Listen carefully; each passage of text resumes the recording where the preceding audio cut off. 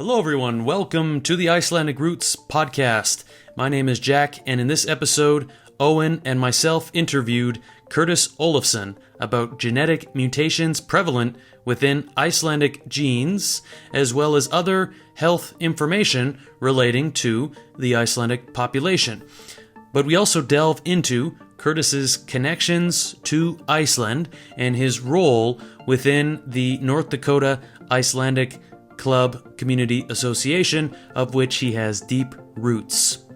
Hope you enjoy this podcast, and as always, thank you for tuning in. Okay, well, first of all, thank you, Curtis, very much for agreeing to do the podcast with us. And in this episode, we are going to discuss things relating to the article that you shared on Icelandic Roots about the Icelandic cancer-related gene mutation. And so maybe you can just get us started out by describing that and sharing some of the information as it pertains to the article. Yeah. Well, I want to start by saying that what really got my attention about this gene mutation was, and I know both of you are very familiar with my niece, Sunna Firstno, and she rode back from Iceland on a flight with Dr. Elton Sartor from Mayo Clinic, and he is one of the leading researchers on this gene mutation. And what I really found concerning was the fact that neither Sunna nor I had ever heard of this gene mutation. And I'm, as president of the Icelandic Communities Association in Mountain, North Dakota for many years, I'm pretty well connected into the Icelandic community on a broad basis, but not to the degree that Sunna is. Mm-hmm. And also, she is a registered nurse by profession. I'm a retired cattle rancher with a degree in animal science. Neither one of us had ever heard of this gene mutation. And that tells both Sunna and I that there has to be tens of thousands of people of Icelandic descent in North America who also have never heard of it. And so as I start out in the article that I drafted as a public service, this article has been drafted to raise awareness regarding a gene mutation that is known to exist in the population of people of Icelandic descent. I think it's important for people to know about this, and if they have a significant incidence of several types of cancer in their families, they really should consider seeking counseling from a genetic counselor and get a professional recommendation on whether and how to get tested. And the reason this is important is because there are some things you can do to avoid these cancers that could be affiliated with the gene mutation. There's actually two gene mutations. There's CDKN2A, and people who have that mutation have a significantly elevated risk of developing melanoma, pancreatic cancer, and possibly other cancers, including head and neck cancers. And this mutation, and listen to these numbers, this is interesting. This mutation is found in 10 to 25% of families with multiple cases of melanoma. And it's only found in 1 out of 1,250 Icelandic individuals without a diagnosis of melanoma. So what this tells you is if you carry this gene mutation, you've got a significantly elevated risk of these types of cancers. The other gene mutation is called BRCA2, and people who have that mutation have a significantly elevated risk of breast, ovarian, pancreatic, and prostate cancer. So it's important for people to know about these mutations and look at their family history and any somewhat closely related family members that may have been diagnosed with any of these types of cancers. If you've got 2 or 3 people in your family that have been diagnosed with these, extended family, I'm talking, not only siblings, but first and second, third cousins. If you've got a significant incidence of cancer in your family, you really should talk to a genetic counselor. And and just to share a little bit of my personal journey on this, I was well aware of a significant incident of cancer in my family, so I did get tested at Mayo Clinic. And the only thing that would have shocked me would have been if the tests had come back negative. And of course, it came back positive for the one mutation, which is associated with an elevated risk of melanoma, which I was diagnosed with malignant melanoma in 1999. But it takes more than a little bit of melanoma to kill a tough Icelander, so I'm still around. but I do an annual screening for that, and now I did test negative for the other mutation, the BRCA2. Okay.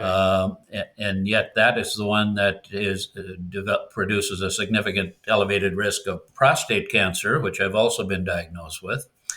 And there's a significant family. This is the one that really concerns me. I think I'll be fine going forward as a result with melanoma or prostate cancer because I've been treated for both and I'm being regularly screened for both. But the one that concerns me is pancreatic cancer because there's a significant incidence of that in my family, and that is a very deadly cancer because so many people you get diagnosed with that, it's often a death sentence, and so it's critical to get tested and know if you have a significantly elevated risk. Another interesting thing that came about as a result of me being tested was that I tested heterozygous for the gene mutation, and I put my animal science degree to work and knew that then having tested heterozygous, that means that the gene mutation could only come from one of my parents, not both. Had I tested homozygous, then it would have come from both. But I tested heterozygous. And the reason that is significant is in my particular family, the incidence of cancer is, well, pretty much exclusively on my dad's side. So that is has to be where it comes from. It correlates to the incidence of cancer on his side of the family. And another reason that it's critical information to know whether you test heterozygous or homozygous, if you test heterozygous, as I did, then your children should still be tested. Your siblings should be tested, even though it's possible, 50-50 chance that if a person who tests positive could still have a test negative, I should say.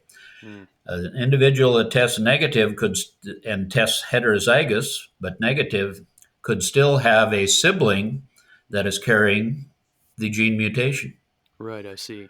Mm-hmm. Yeah, but now had I tested homozygous and tested negative, then my siblings could expect the same result, and my children. Mm-hmm. And see, even though I tested heterozygous, it's still necessary for my children to be tested. Mm-hmm. So it is very interesting, and again, the fact that yes, neither Suna nor I had ever heard of this before, I think is very significant and very concerning. Yes, and thank you for starting with that, because that was going to be a question of mine, is what piqued your interest so much about this specifically, and I think that is just a great point. It might be quite safe to say that Suna worldwide is maybe one of the most connected to the Icelandic people and the Icelandic people in North America. And you're quite right. Exactly. If this is something that she's not familiar with, then this certainly is not probably widely known information. Right. And that's the concern. And she's not only extremely well connected, as you alluded to. I don't know of anybody who's better connected throughout the Icelandic community, Yes. both in Iceland and here in North Hmm. America, when you take it all in its totality. Hmm. And also, as a registered nurse, she pays very close attention to health related Hmm. issues. It may, in my mind, speak to like a more broad sort of, I guess you could call it an issue. And I think it's just that as much as the genetic sciences have advanced, a lot of this still is not either widely known to the general populace or also as easy as it is in terms of costs and ease of use to get your genome sequenced and to do these sorts of things. It's still not widely done. And you're speaking today with two guys in our mid 20s.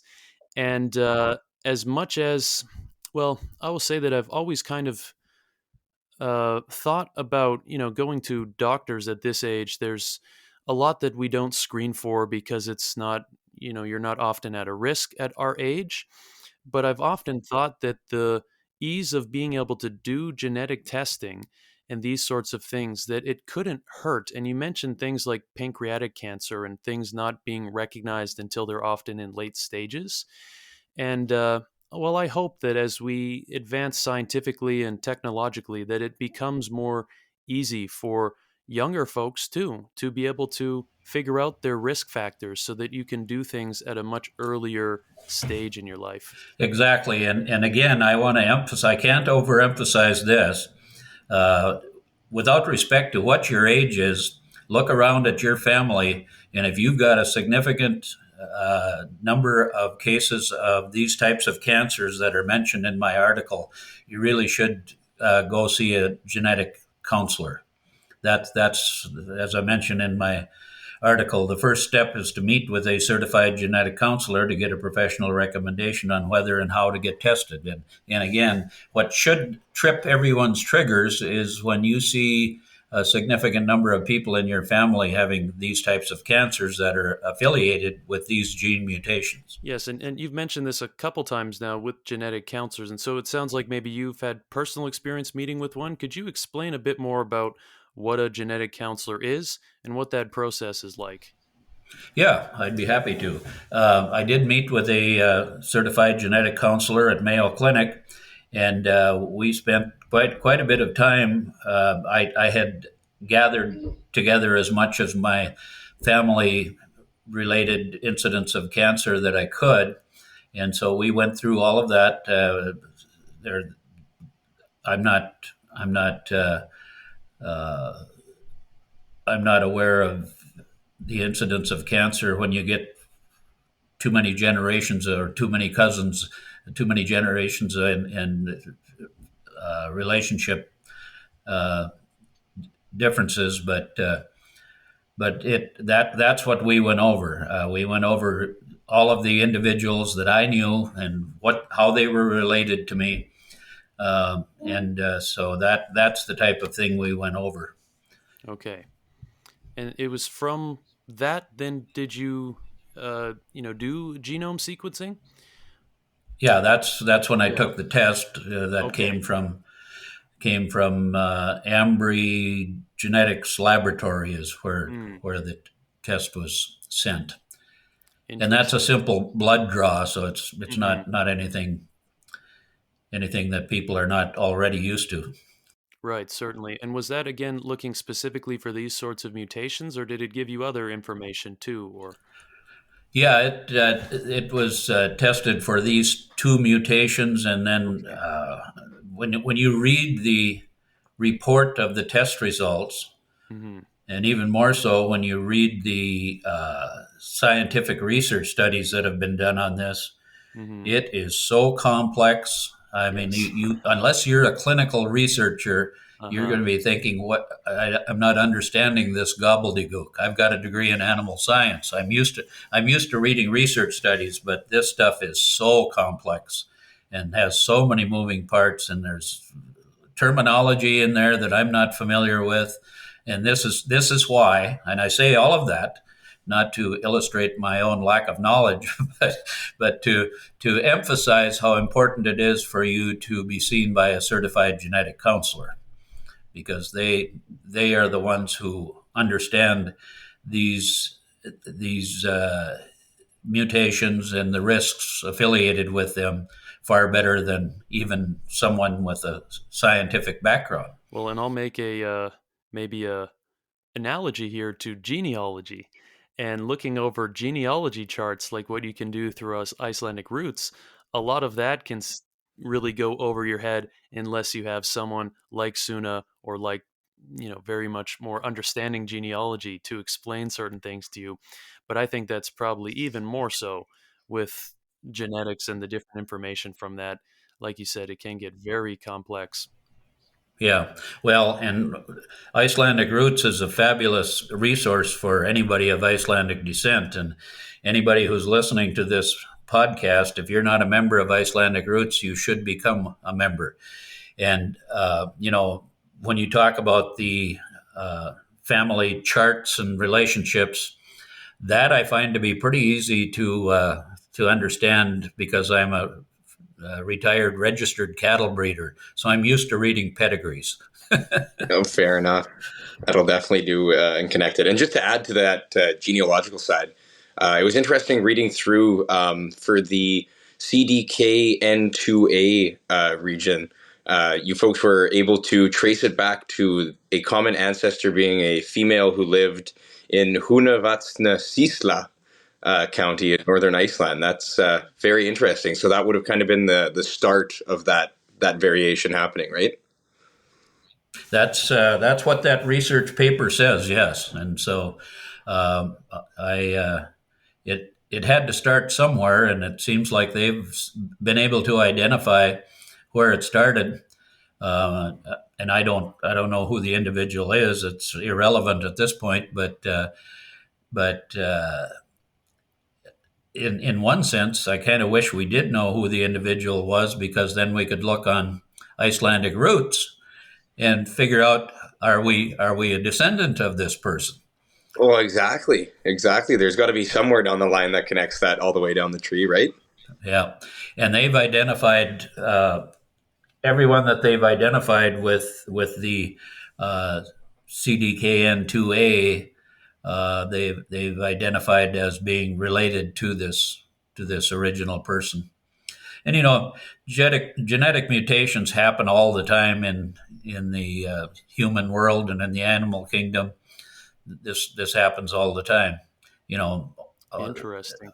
the pole gene in cattle, it was originally a genetic mutation, and it was a good one because you don't have to deal with dehorning cattle. Yeah, exactly. Yeah, no, that's a good point.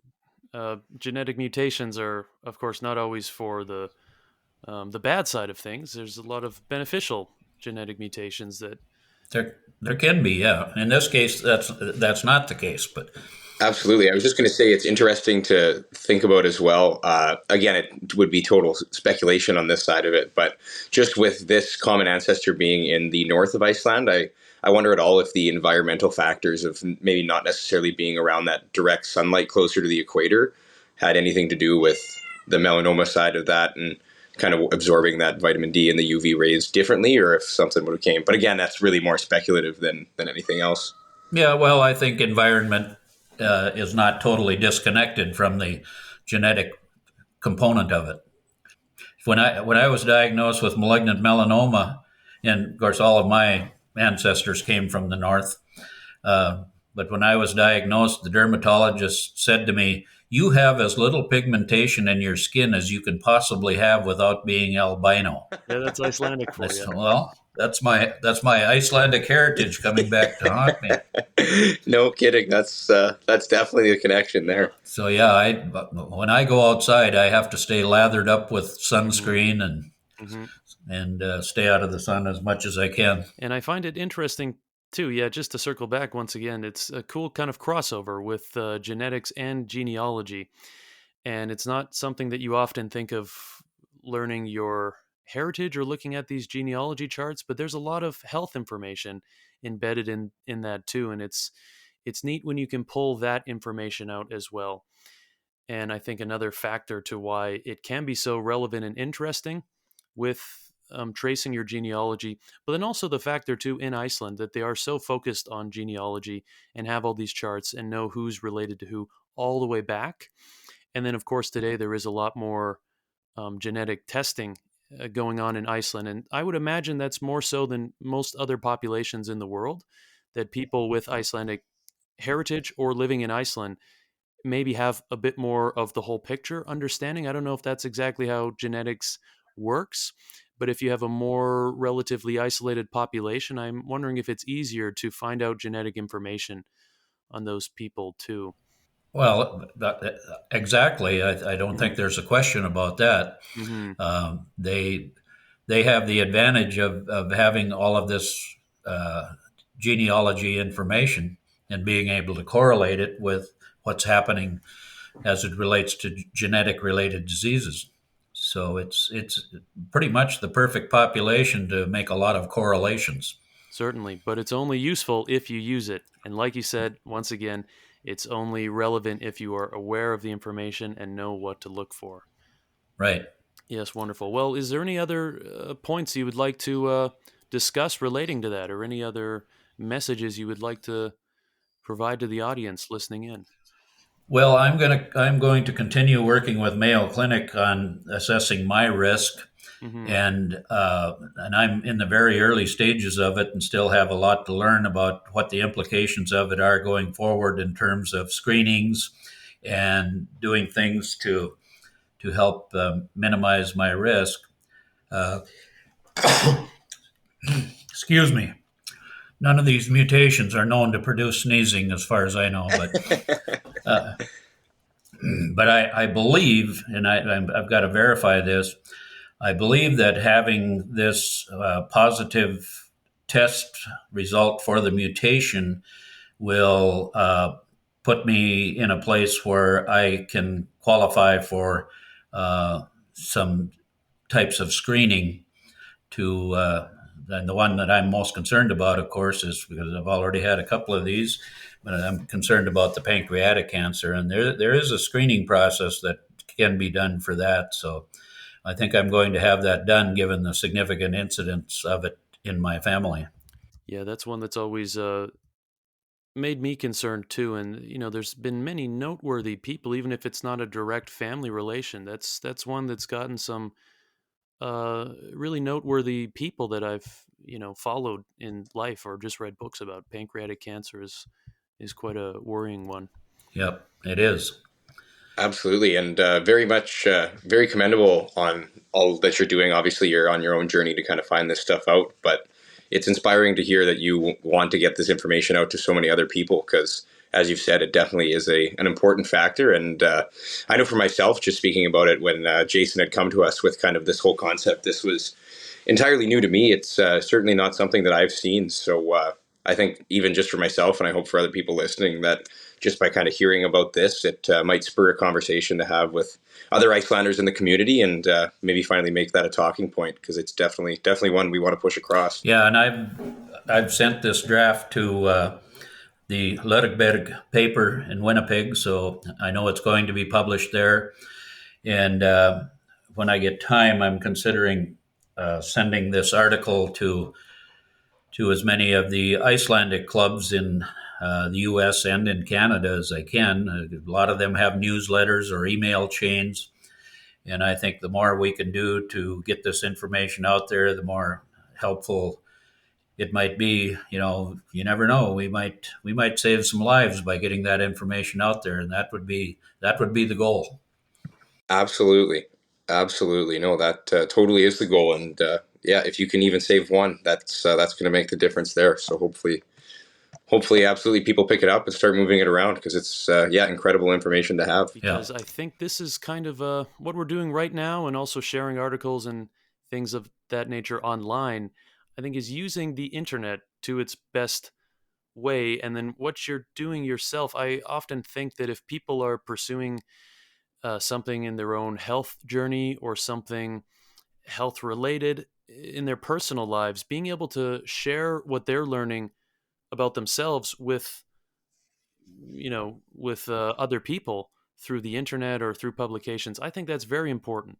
And you're not just keeping the information that you're learning to yourself, but you're sharing it in a way that other people can learn from. Right, and I'm not. I don't have any hesitation about doing that. About talking about uh, my test result, my cancer diagnoses. I think that's and I'm not doing that at all to draw attention to myself. I'm doing it because I think it's important to share that here's why this journey is important to me and why I want to get the information out there.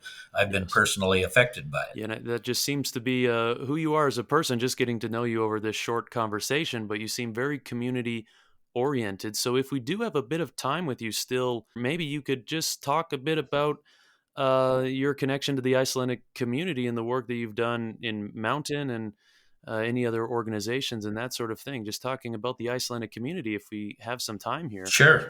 Yeah. Well, I've been involved with the Icelandic Communities Association in Mountain for decades, and I'm very proud of what our small town achieves with our Deuce of August Icelandic celebration.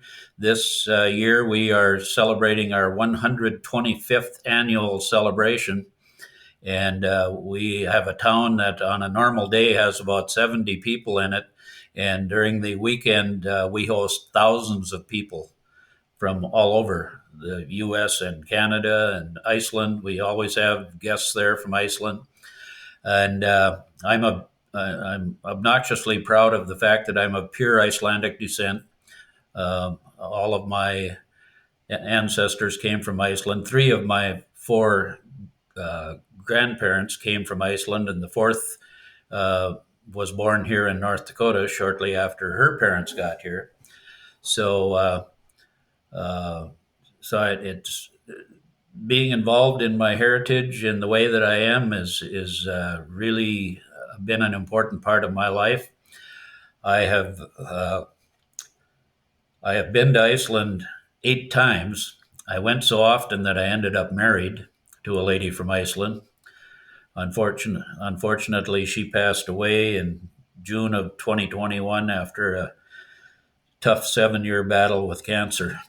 That's another reason why the issue of cancer is important to me. Yeah, okay. I'm very sorry to hear that. Yeah, absolutely. But yeah, I hope to get down to one of the Deuces there at some point. As a member, I've grown up in Gimli, so I've been to the Icelandic Festival many times and have heard good things from Sierra, one of our Snorris there from Mountain, and she talks up the Deuce just like it's the Icelandic Festival here. So I'd love to get down there and experience the another North American Icelandic culture. Anyway, I think it would be a really really cool time. Sure, absolutely, and so that's our biggest event of the year. But we also have an annual Thorblot. I think this will be about our 12th or 14th, something like that. So that's coming up on February 24th. So yeah. So we serve a lot of traditional Icelandic foods. We make our own hangikjöt and rúllupylsa. Oh, awesome. And yeah. And we use the recipe of a community member who was for decades the community butcher. So Björn Algersson, it doesn't get more Icelandic than that. We use his recipe for the hangikjöt and rúllupylsa, and it's just like I remember when I was a small kid. Oh, good and stuff. It's really a treat. And then we're working on trying to get some other foods from Iceland over, including svið. That's always a big hit. And we have an Icelander from up in Canada that came down one year, and he showed everybody the coup de grace when you're eating svið is to pluck out the eyeball and eat that. Oh, yeah, that's a new one. Yeah. I was going to say too, you always know when the rúllupylsa is starting to cook because the whole house starts to smell just like the lamb too, eh? Yeah. Oh yeah. I had different Christmas gatherings with both of my 2 children, and I told them both that we'll boil the rúllupylsa on your grill so that we don't smell up the house. And so they were happy. Well, they wouldn't care, but I thought their spouses might. So I was at my daughter's boiling the rulapilsa when my son-in-law came out in the garage where I had the grill running, and he stepped out of the kitchen into the garage and he said, "Man, it smells good in here." Oh, I said, "Oh, good to know that. Next year we'll boil the rulapilsa in the house." yeah, exactly. If they like the smell, then bonus. Oh yeah. So, and you know it's really been a great thing that now people are traveling a lot more. You know, when I was a kid growing up, you didn't have any guests from Iceland. People just didn't travel that much. And then that all changed in the 90s. And one of the things that really lit a spark to our celebration was at our 100th celebration in 1999. The former president, Ólafur Ragnar Grímsson, came to the event, and he was just so phenomenal. It lit a spark that's still burning today. And by the way, when I mention Ólafur Ragnar, that is how I met my wife in Iceland. A group of us were there for a tourism conference. Actually, we were sent over there by the North Dakota Tourism Department. And then as part of our visit, there were about 5 of us that were in our group that were invited to Bessastaðir to have lunch with Ólafur Ragnar. And so I've been to the White House in Washington, D.C. for an interview, and you go through a very complex security screening. When you go to Bessastaðir, you just go up and ring the doorbell.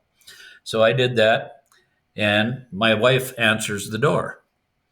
And never seen her before, and I was immediately totally smitten. And then she took us in to meet Ólafur Ragnar and have a cup of coffee, and then we went from there into the dining room and had a fabulous lunch, and she helped serve that with such grace and elegance. And we were actually on our way to the airport to come back home when this took place, when this luncheon took place. So, like I say, I was totally smitten, and I had certainly paid attention to her, and she totally ignored me. So I had to do something about that. So I called the president's personal secretary and made an inquiry as to whether this beautiful lady who answered the door 2 weeks prior, is there a way that I could make my interest in her known, and might she be available? And she said, "I'll check into that for you, sir." So that told me right there, yeah, she's available. And here's the funny part. Here's the funny part of the story. And keep in mind that my wife learned, because this is an important part of the story, my wife learned English from a British English speaker. So the president's personal secretary goes to my wife and said, "You remember that guy from North Dakota that was here 2 weeks ago leading that group, the tall blonde-haired guy?" And my wife said, "Yeah, kind of." And the secretary said, "Well, he called the other day." My wife said, "Well, what did he want?" And the secretary said, "He wants your phone number." And my wife said, and she was a very feisty Viking lady, my wife said, "Let me get this straight. You want to give my phone number to some bloody American? I don't think so. Give him my cell phone, give him my email address, and then if I don't like what he says, I'll just hit delete." And so that's how that got started. Battle up there. Yeah, it was. Yeah. Oh, incredible! What a beautiful story of how to meet. Yeah, and then we dated long distance, and then we agreed that she should come to North Dakota and to get to know each other better. And her friends thought she was absolutely out of her mind. "You're going to North Dakota basically on a blind date with some dude you don't even know. What if he turns out to be a jerk?" And she said, and she had planned to come for 3 weeks, And so she told her friends, "Well, I'll just take a bus to Minneapolis, check into a hotel, and read some books I brought along. She had a backup plan just in case, eh? Yeah. So Another very Icelandic thing too, traveling with books. yeah. So we dated and traveled back and forth for the next several months, and we were married on July 31st of 2004 and where else would two Icelanders get married? But at the Deuce of August Icelandic celebration after the evening supper. Oh, awesome. Awesome. Perfect timing. So yeah, my connections to Iceland are extensive. Yes.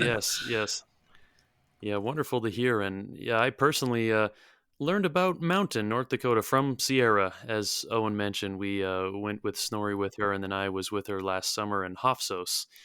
And it's, well, sounds like a great place, and I would very much like to visit. And it's interesting. Let me try to think here. Yeah, okay, this was at Hofsos at the museum there where I was last summer.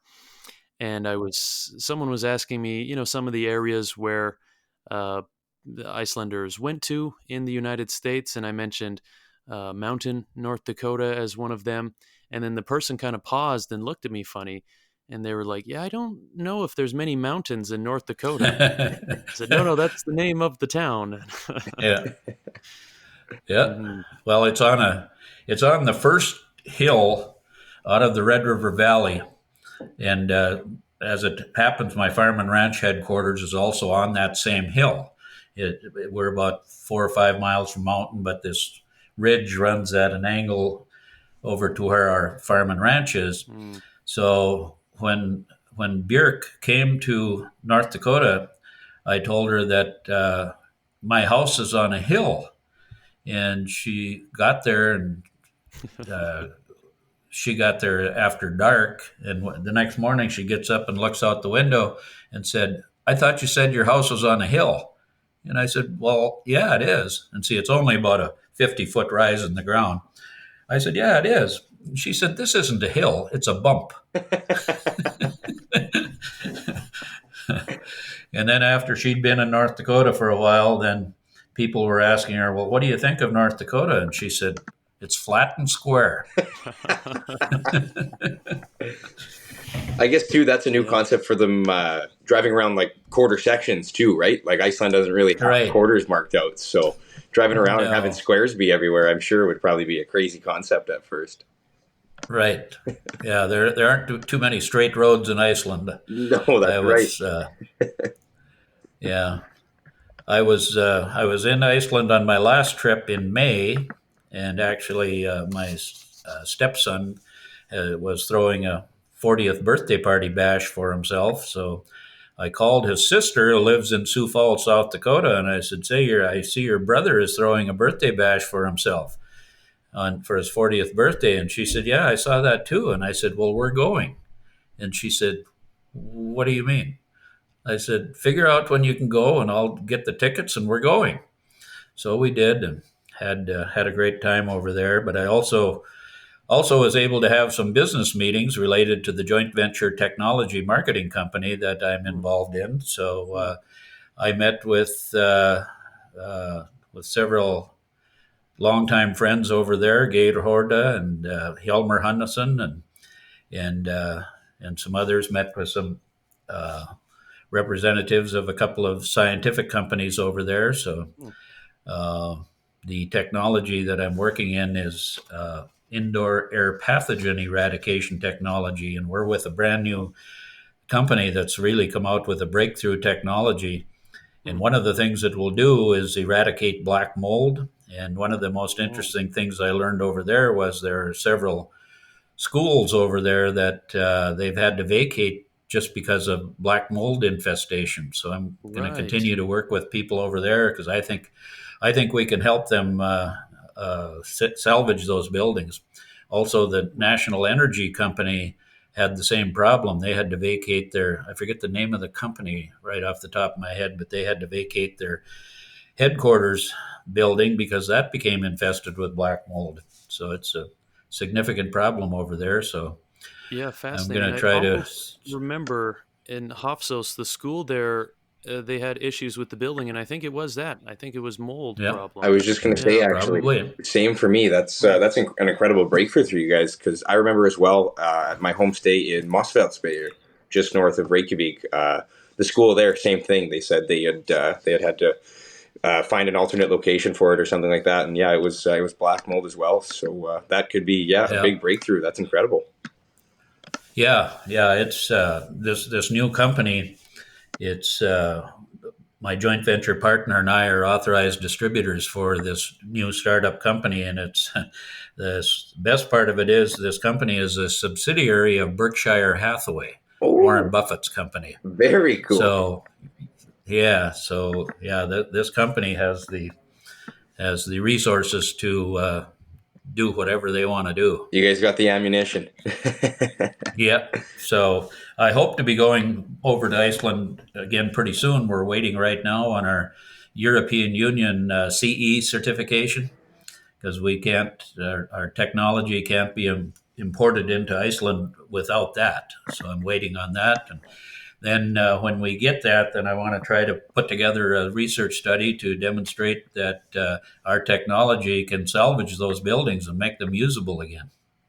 Absolutely. No, And that'd be huge. It would obviously totally be a much better option to save these buildings and start from scratch and potentially have it happen again yeah, too, right?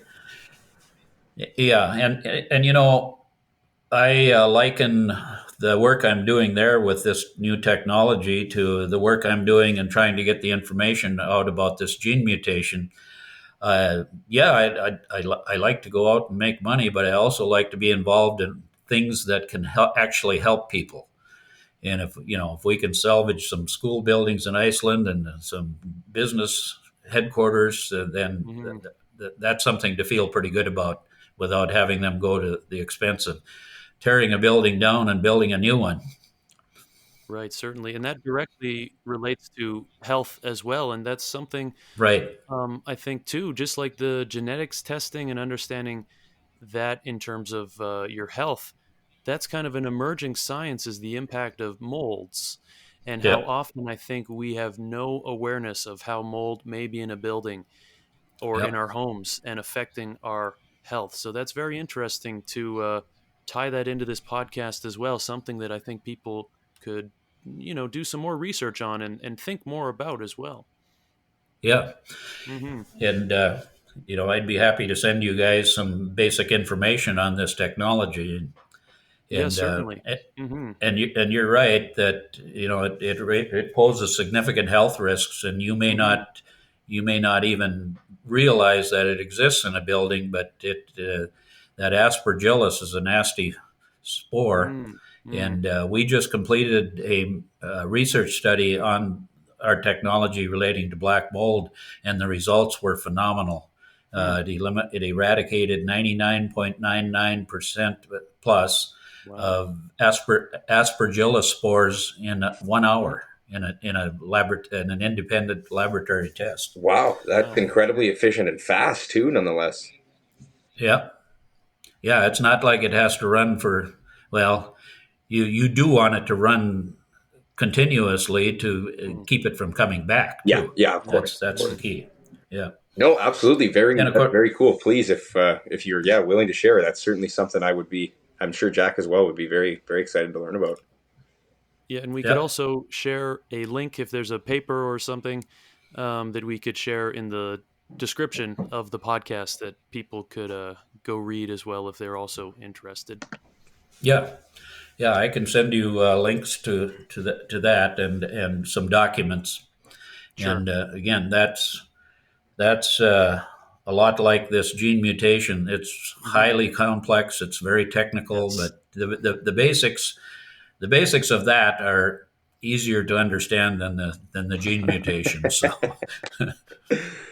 Yeah. Well, this Good is stuff. also something we're going to plan to do more podcasts with is understanding genetics and shedding some more light on, for a variety of things. I think there's also the fascinating component of overlapping that information with genealogy too and yeah, tracing your family tree through genetics as well. If you're someone like myself, where the Icelandic side is on my mother's side, and then my dad's side is all hodgepodge of different European ancestry, that without something like tracing your lineage through genetics, there's really disconnected family trees on that side. So yeah, we're going to Right. continue to pursue this information, and hopefully we can all learn more about this together and have a better understanding. Yeah.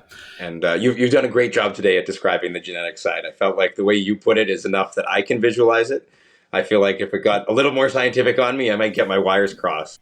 Yeah, and in this article, I decided not to go into the various nuances and what the ramifications are of testing heterozygous as versus homozygous, because that's something that, unless you've had some type of genetic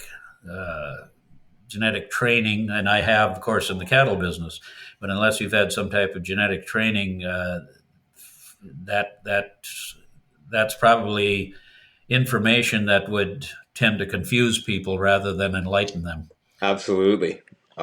But yeah, unless you have any other further closing comments, I just wanted to say thank you again for taking this Sunday evening. And I know thanks again for working with us there too. I was telling Jack, I was out at the cabin out by the Ontario border here in Manitoba, and we were driving down a hill, the driveway, and then my friend going to leave today tried to drive up, and all the ice just had him slide right back down, and he planted in the ditch. So we ended up staying at the cottage for a couple hours extra today. So thanks again. Yeah, this was no problem. Jack, anything from your side there as well to close it off? I would just say thank you again very much, Curtis, and I hope the folks listening in have learned a lot and given them something to think about as well. Yeah, well, I appreciate everybody who's listening in, and again, pay close attention to the incidence of these cancers that are mentioned in this article in your family, and if you've got a significant number of them, I would encourage people to get connected up with a certified genetic counselor. That's the best way to get started. Very good advice. Thank you very much again, Curtis. You're welcome. Thank you for all you guys are doing.